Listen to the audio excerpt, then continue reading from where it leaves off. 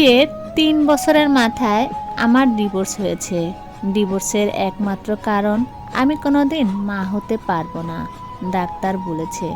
তারপর থেকে আমার সুখের জীবনটা যেন ধ্বংস হতে শুরু করলো। আমার শাশুড়ির ব্যবহারও পরিবর্তন হতে শুরু করলো।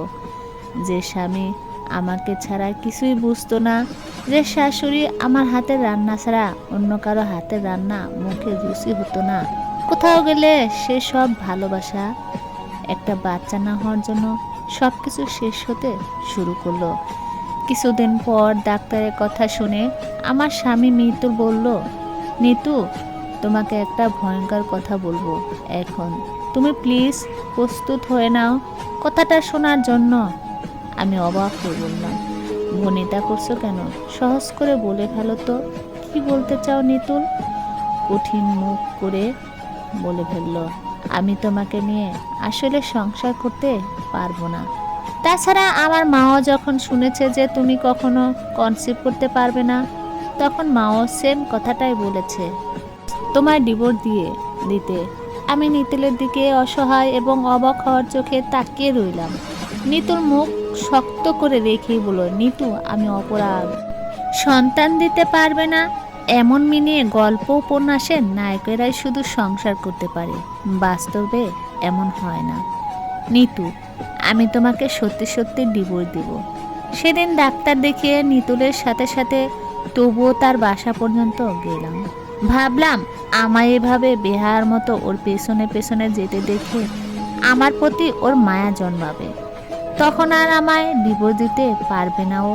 কিন্তু অদ্ভুত রকম কাণ্ড হলো বাড়িতে যাওয়ার পর। সব কিছু শুনে ওর মা বললেন, নিতুল শত হোক, নিতুর সাথে তুই ৩ বছর সংসার করেছিস, ওর প্রতি তো আমাদের একটা দায়িত্ব কর্তব্য আছে। ওকে ডিভোর্স দিতে হলে দিবি, ২-৩ মাস যাক, ততদিনে তোর জন্য আমরা নতুন বউ দেখি। নিতুও আমাদের সাথে বউ দেখবে। আমি তখন ভীষণ রকম চমকে উঠলাম।